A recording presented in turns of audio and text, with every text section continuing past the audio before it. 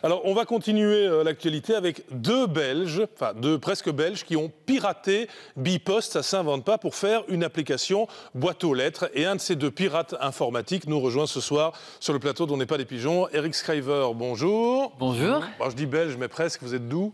De Pays-Bas, en fait. Pays-Bas. Alors, je fais le début de l'histoire. Vous allez sur le site de Bipost pour trouver une boîte aux lettres, vu qu'il y en a de moins en moins et qu'ils les suppriment. Vous arrivez sur leur site et vous dites c'est pas clair. Qu'est-ce qui est pas clair ? Parce qu'ils ont un moteur de recherche pour trouver des boîtes, hein ? Si, tout à fait, mais c'est une moteur de recherche qui a fait il y a fort longtemps, j'imagine. C'est surtout approprié pour la recherche sur l'ordinateur fixe. Aussi, il faut mettre toute l'adresse, qui n'est pas toujours évident. Imagine, on arrive quelque part en gare, on veut déposer une lettre. Et du coup, il faut mettre soit toute l'adresse, soit le code postal. Mais si on met le code postal, on a une zone large.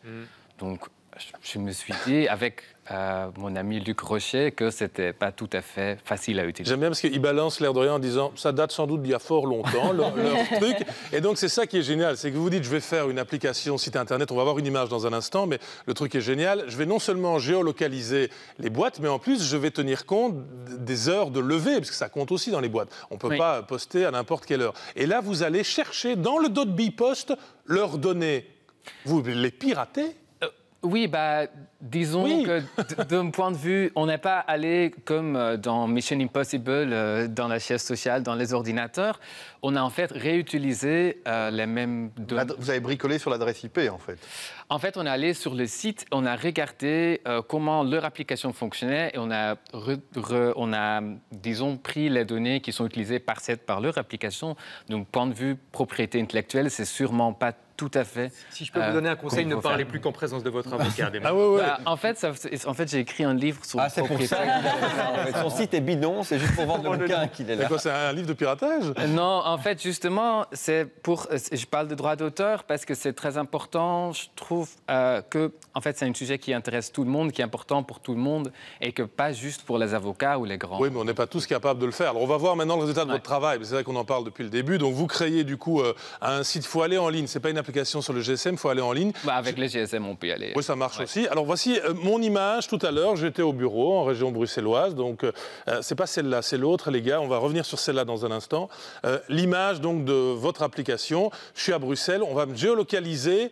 Tous les petits points, ce sont des boîtes aux lettres autour de moi. Je ne sais pas si cette image peut arriver ou pas. Et on va voir effectivement que vous géolocalisez. On ne l'a pas. Mais je vais vous la faire, c'est pas grave. Donc, je suis là. Si je peux vous rassurer pendant ce temps-là, parce que j'ai quand même appelé Bipost pour être sûr qu'il n'y avait pas de choses illégales derrière tout ça. Déjà, ils n'étaient pas au courant. Donc, on leur a appris quelque chose. On leur a appris votre existence.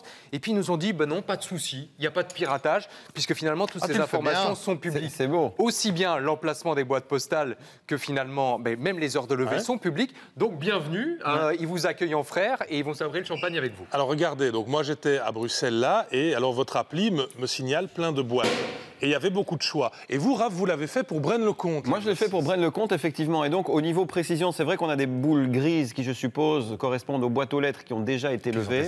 Et les boules rouges qui correspondent aux boîtes aux lettres qui n'ont pas encore été relevées. Maintenant, c'est bien, mais c'est pas super précis quand même par rapport au site de la Poste. Parce que j'ai tapé le code postal qui correspond à la région que je vérifiais à la Poste. C'est clair que là, vous avez la même géolocalisation, mais avec, juste à côté, le nom des rues précisément. C'est un marin, donc il a Moi, les critères à lui aussi. Mais je trouvais ça quand même plus précis finalement avec un fixe. J'ai pas fait ça avec un GSM. Mais vous dites que c'est plus efficace peut-être pour les GSM. C'est plus une application mobile. En fait. Mais c'est même pas une application, c'est un site en fait. C'est un site. Mais donc pour vous, Raphaël, le site de Bipost gagne sur ce que vous avez vu. Je vais dire sur le test que j'ai fait sur un ordinateur fixe, donc je vais dire que je m'y retrouve mieux sur le site de Bipost. Maintenant, si c'est une application avec juste un Unicode, on appuie dessus et là, pouf, on a la carte qui s'affiche et on peut zoomer avec ses doigts. Je me dis peut-être un point en plus à cette application. Eh bien, testez. Donnez-nous Eric Schrijver, l'adresse pour accéder et faire le test, donc. C'est red-boxes.be. red-boxes.be. Et la Poste, maintenant, va librement vous donner ces données ou ça reste toujours des données qu'ils ne communiquent pas ? C'est une des raisons qu'on a fait cette appli parce que, évidemment, si vous dites il y a sûrement des choses à améliorer, c'est une chose qu'on a fait dans 2 jours au sein d'un hackathon. Alors, en 2 jours, c'est pas mal. Je donne les 2 points à l'application si c'est en 2 jours. Et c'est avec grand plaisir qu'on a fait ça, mais c'est aussi pour montrer